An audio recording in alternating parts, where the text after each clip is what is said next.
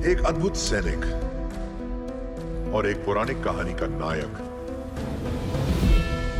तुम्हारा भाई जिसे देवता मानते हैं। जब वो आएंगे, और वो जरूर आएंगे,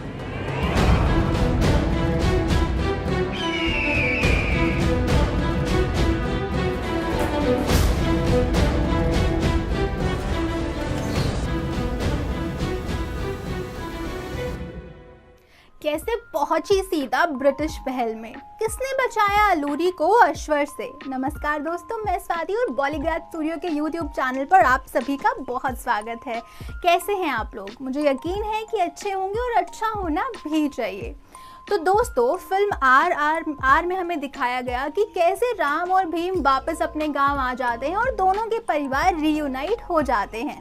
लेकिन इस फिल्म में सिर्फ दो ही मकसद को पूरा होते हुए दिखाया गया है। पहला मकसद था माली को गांव वापस पहुंचाना और दूसरा मकसद था कि युद्ध के लिए या फिर क्रांति के लिए हथियारों को इकट्ठा करना।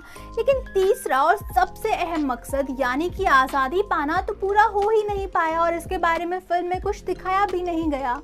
जिसके कारण फिल्म के अगले पार्ट में यही दिखाया जाने वाला है कि कैसे राम और भीम वापस अपने गांव आ गए हैं, लेकिन उन्हें किसी ना किसी तरीके से वापस ब्रिटिश राज की गतिविधियों में शामिल होना पड़ेगा ताकि वो जान सके कि एग्जैक्टली वहाँ चल क्या रहा है।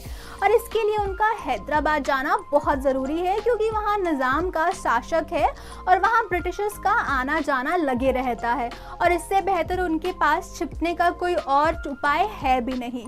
अब राम और भीम चाहते तो हैं कि वो अलूरी को गांव ही छोड़कर जाएं, पर अलूरी की जिद के कारण वो उसके साथ हैदराबाद के लिए रवाना हो जाते हैं।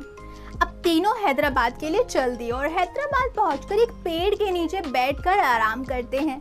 अब भीम कहता है कि मैं वहां असमल की वेशभूषा धारण कर जा रहा हूं और वहां जाकर एक रसोई का काम मांग लूंगा। और राम कहता है कि मैं भी वहां एक सैनिक बनकर जा रहा हूं। अब वो अलूरी से पूछते हैं कि अलूरी, तुम वहां क्या करोगी, तुम क्या काम मांगोगी? और इसके बाद तीनों अपने हथियार नीम के पेड़ पर छिपा देते हैं और राजमहल में एंटर हो जाते हैं।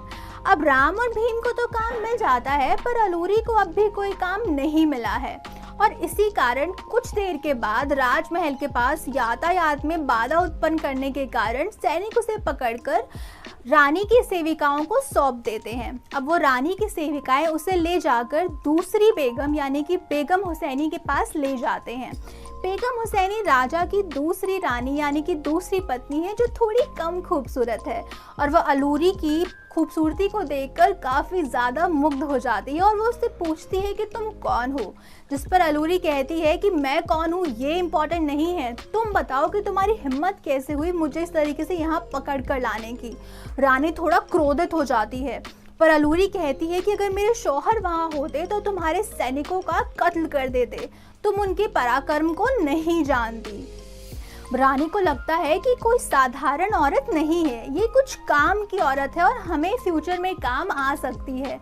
जिसके बाद रानी उससे पूछती है कि तुम्हारे शौहर का नाम क्या है और तुम्हारा शौहर है कहाँ। जिस पर आजम यानी कि अलूरी कहती है कि मेरे शौहर अभी विदेश गए हैं और इसी बात का फ़ायदा उठाकर मेरे अब्बू ससुर ने मुझे घर से बाहर निकाल दिया है क्योंकि हम दोनों ने प्रेम विवाह किया था और अब मैं बेघर हो चुकी हूँ और असुरक्षित भी हूँ। जिस पर रानी कहती है कि मुझे बताओ तुम्हारे अब्बू ससुर कौन है और तुम्हारे शौहर का क्या नाम है। जिस पर अलूरी कहती है कि मैं अभी आपको कुछ नहीं बता सकती, अगर मेरे शौहर ने आने के बाद भी मेरा साथ नहीं दिया तब मैं आपको नाम, पता, एड्रेस सब बता दूंगी। और रानी को उसकी बात पर विश्वास हो जाता है। अब रानी कहती है कि तुम कहती तो हो कि तुम लोगों को सुंदर बना सकती हो, पर तुमने तो खुद ही साज श्रृंगार नहीं किया है, तो मैं कैसे मान लूँ कि तुम ऐसा कर सकती हो।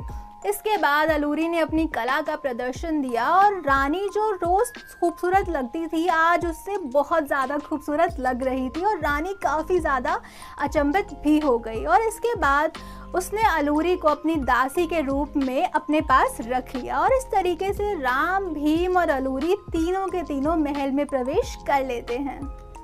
लेकिन एक दिन वहाँ पर निज़ाम खान का साला यानी कि अश्वर खान अपनी बहन हुसैनी बेगम से मिलने आता है और वहाँ आज़म की खूबसूरती देखकर उत्तेजित हो जाता है और उसके बाद से उससे अकेले में मिलने की ताक पर रहता है। अब वो ये बात सैनिक बने राम को बताता है तो राम अलूरी को कहता है कि तुम खान साहब को इशारे में कहो कि आधी रात को नृत्यशाला में आकर मुझसे मिले। तुम वहाँ पर नहीं जाओगी, मैं वहाँ जाऊँगा और मैं बाकी सब संभाल लूँगा। और हुआ भी कुछ ऐसा ही। अगले दिन पूरे महल में खबर फैल गई कि अश्वर खान ने आज़म की खूबसूरती में अपनी जान दे दी और ये बात गवर्नर साहब तक भी पहुंची। तो उन्होंने निज़ाम को कहा कि उस दासी को हेड ऑफिस भेजो, हम भी तो देखें आखिर वो इतनी खूबसूरत कैसे है। अब राम, भीम और अलूरी हेड ऑफिस जाना तो चाहते थे लेकिन तीनों साथ जाना चाहते थे। तो राम ने एक तरकीब अपनाई कि उसने रानी के कान भरने शुरू कर दिए। उसने कहा कि अलूरी यानी कि आज़म तुम्हारी खास दासी है, तो तुम्हें उसे इस तरीके से अकेले हेड ऑफिस नहीं भेजना चाहिए, तुम्हें उसके साथ कुछ सैनिकों को भेजना चाहिए। और रानी ने इस बात के लिए हामी भी भर दी और उसके बाद राम को यानी कि सैनिक बने राम को कहा कि तुम इसे हेड ऑफिस पहुंचा दो। अब राम और अलूरी तो हेड ऑफिस जा रहे हैं पर भीम अभी भी महल में ही रुका है। तो क्या है कारण कि राम ने भीम को महल में ही रुकने को कहा? क्या है वो सीक्रेट प्लान जो भीम उस महल में करने वाला है? और क्या गवर्नर जान जाएंगे अलूरी का सच? ये सब आपको जानने को मिलेगा नेक्स्ट वीडियो में। तब तक के लिए आपको इस वीडियो को लाइक कर देना है, खूब सारे कमेंट कर देने हैं और मैं आपसे मिलूंगी नेक्स्ट वीडियो में। तब तक के लिए अपना ख्याल रखें और सिनेमा देखते रहें। नमस्ते।